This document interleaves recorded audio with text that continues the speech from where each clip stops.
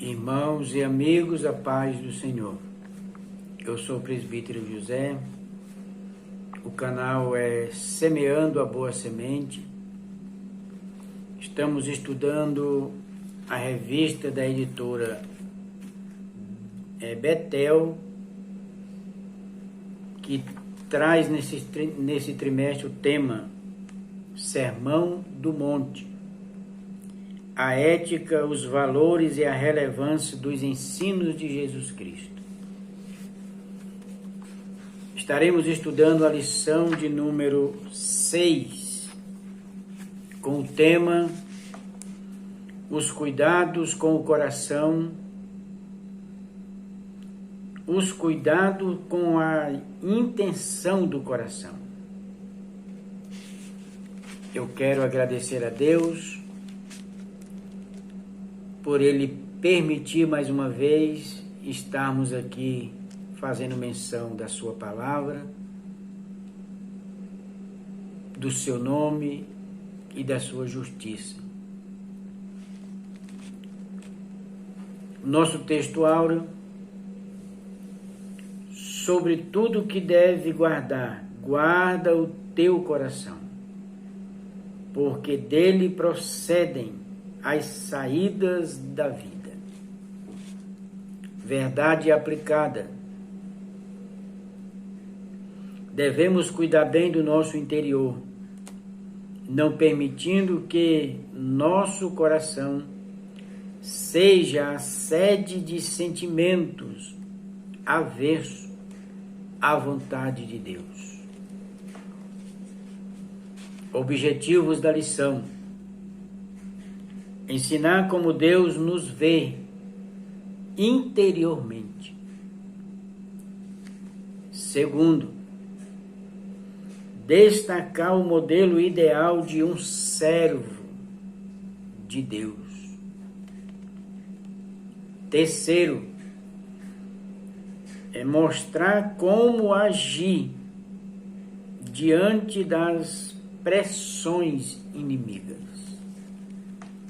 Textos de referência: Mateus capítulo 5, o verso 21, 22, o 44 e o 45.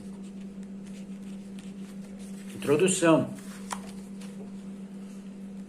Jesus apresenta exemplos de como as tradições e interpretações superficiais dos fariseus haviam corrompido os ensinos da lei e dos profetas. 1.1.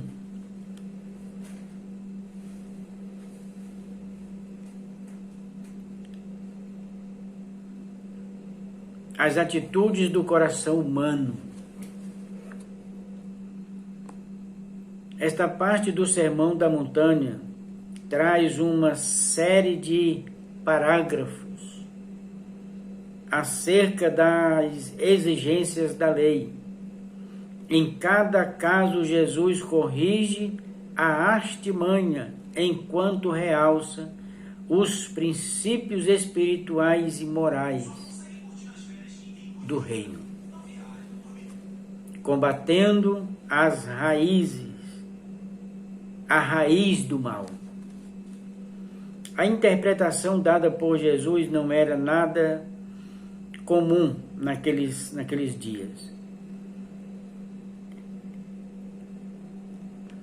Para os escribas e fariseus, não cometer homicídio era cumprir de modo integral o 6º mandamento. Êxodo capítulo 20, o verso 13. Porém, Jesus foi além. E para ele, a proibição incluía pensamentos e palavras.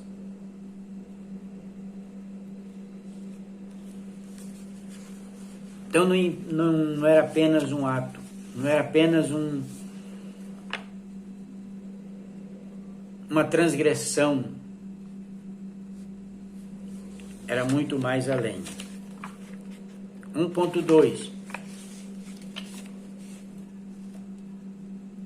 ao autocontrole, vence a ira. Todos nós somos capazes de sentir raiva ou indignação. Isso é inevitável. Isso pode acontecer em qualquer situação. No entanto, devemos sempre vigiar e procurar conter essa perigosa paixão dentro de nós.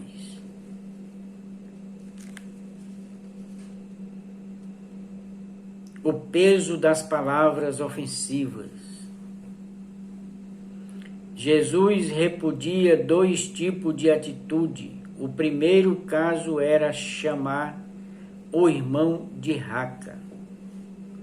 Uma palavra que muda o sentido de acordo com o tom de voz. A ideia aqui é o desprezo, chamar alguém de raca. Era considerar como um idiota, semiolo, alguém imprestável e nulo. Este termo depreciativo era muito ofensivo porque eliminava a identidade da pessoa e a despojava do significado vinculado ao seu verdadeiro nome. O segundo caso era chamar de louco, morós, termo usado para um retardado moral.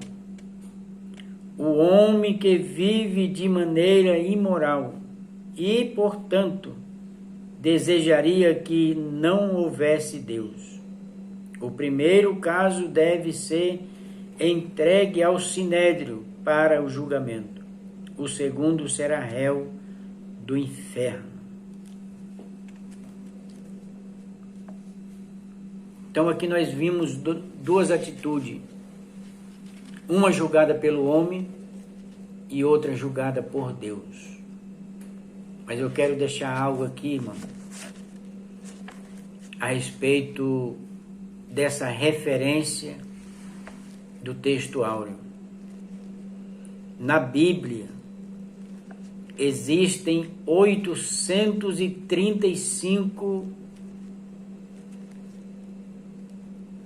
relatos ou menção a respeito do coração. 730 só no Antigo Testamento e 105 no Novo. Então observe. Se a Bíblia tem tantas referências sobre o coração, que em algumas traduções vai trazer à luz a respeito do pensamento, a respeito dos desejos internos, a respeito das intenções e motivações, é porque o negócio é muito sério. É porque Deus se preocupa realmente com nossos sentimentos, com nossas emoções, com as nossas motivações. E por que não definir com a sede principal, aonde o propósito é alojar, é processar, é arquivar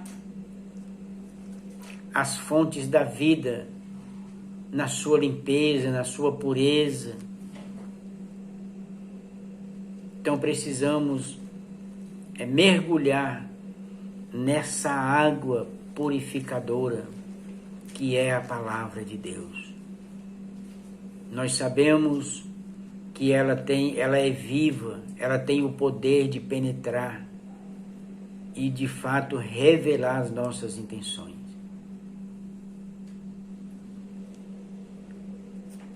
Eu quero deixar aqui uma referência, aliás, 2 referências.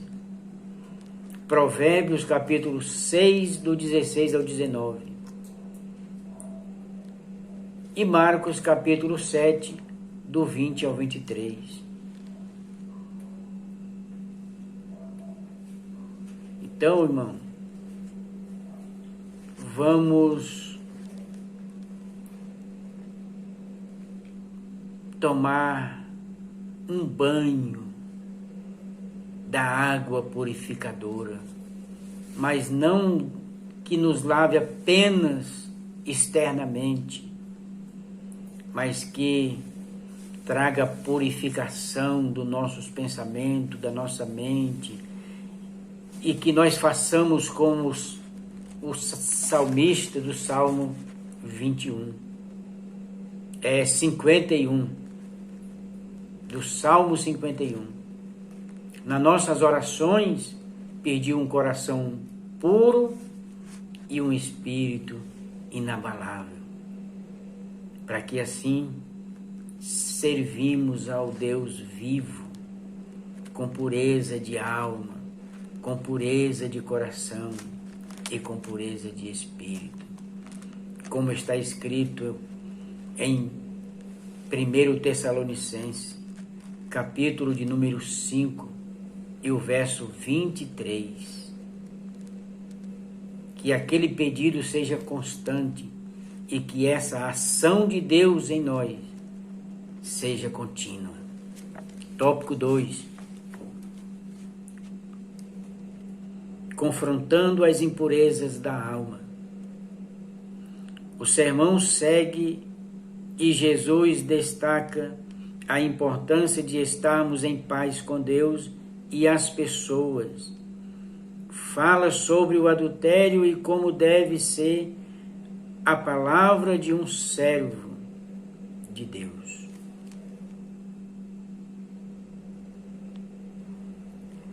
A oferta deixada no altar. Jesus mostra como é inútil ofertar a Deus quando não estamos em paz completa com os nossos semelhantes. Ele deixa claro que todas as vezes que abrigarmos em nosso coração algum tipo de ressentimento, nossas ofertas não terão valor algum diante de Deus.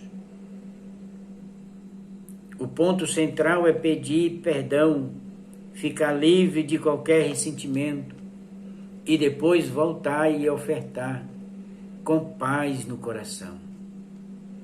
É claro que nem sempre conseguiremos nos reconciliar com todos ou chegar a um acordo, mas como filhos de Deus devemos fazer a nossa parte e sempre tentar, até mesmo quando somos ignorados. São instruções que temos que agregar nas nossas vidas. Eu preciso voltar aqui, irmão, nos objetivos. Olha só. Ensinar como Deus vê-nos internamente. Destacar o modelo ideal de um servo de Deus. E, por último, mostrar como agir diante das pressões inimigas. Esse é o nosso dia a dia. Sozinho, eu e você não vamos conseguir. Mas nós temos o ajudador. Nós temos o consolador. Nós temos aquele que nos guia em toda a verdade.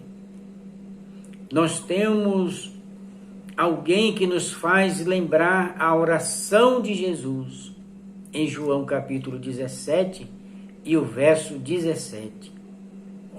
Ele pedindo a Deus: Pai, santifica-os na verdade. A tua palavra é a verdade. Que seja essa verdade que nos limpe internamente. Do pensamento, a intenção e a motivação.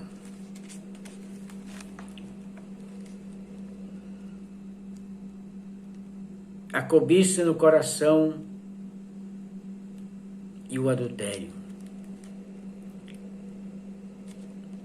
É possível um homem olhar para uma mulher, admirar sua beleza e não ter pensamentos lascivos após isso.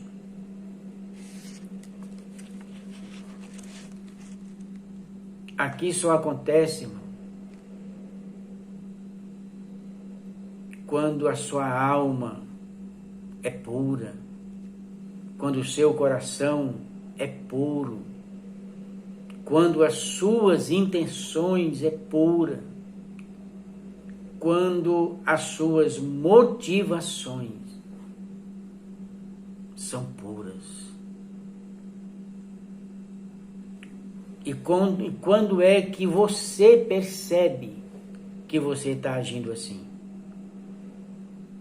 Como disse Tiago, é quando os seus pensamentos não são dobros, não são de segundas intenções. Quando as suas palavras não têm malícia, mas não é perceptível pelo outro. Tem que ser perceptível e analisado por mim e por você.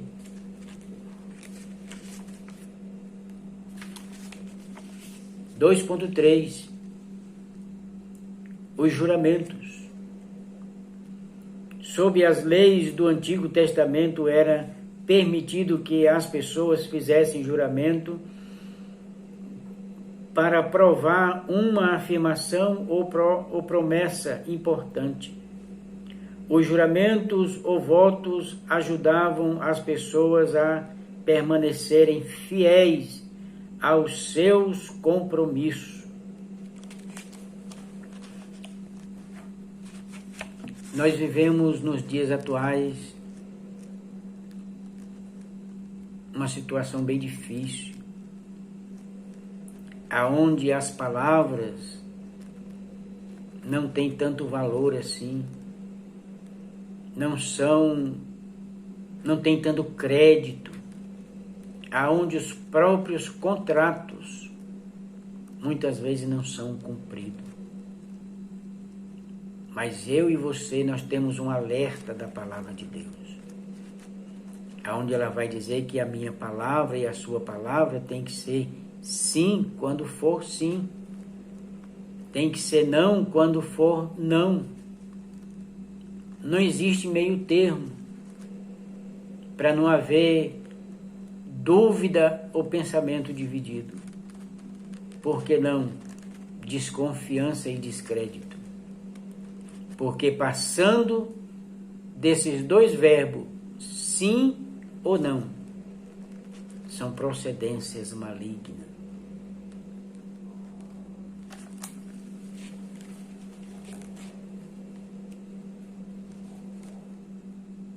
Três ponto 2. O amor pelos inimigos. Assim como Deus nos amou e nos reconciliou com Ele, quando éramos ainda seus inimigos, Ele espera que façamos da mesma forma. Jesus espera que vivamos nesse mundo em um nível bem mais elevado do que aqueles que não são cristãos.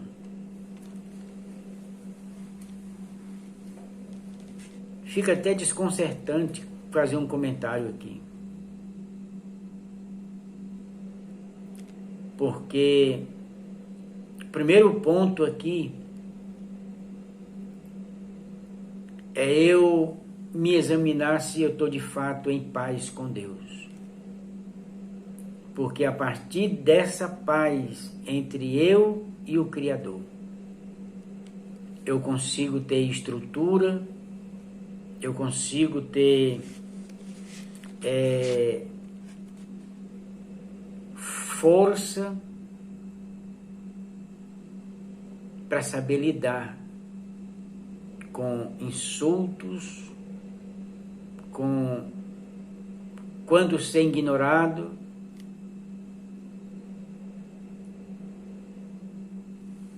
porque o amor maior é o de Deus e Ele nos aceitou, Ele nos perdoou. Então vamos perdoar como Jesus nos perdoou. Só para nós termos uma ideia, você professor, você aluno, você amigo, abra sua Bíblia, 2 Coríntios, capítulo de número 5 e o verso 18.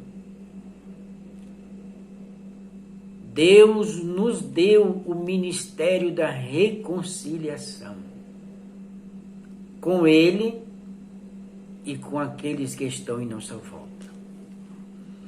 Sede perfeito como o vosso Pai. Parece um pedido impossível? Não. Ele não vai nos pedir algo que não sejamos capazes de alcançar. Porque afinal Ele não está pedindo apenas por mim mesmo sozinho.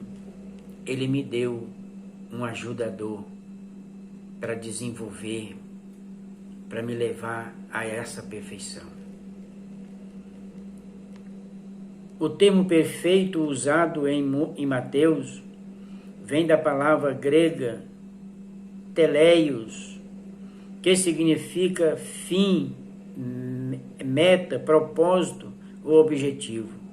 Refere-se a nossa integridade e maturidade como filhos de Deus.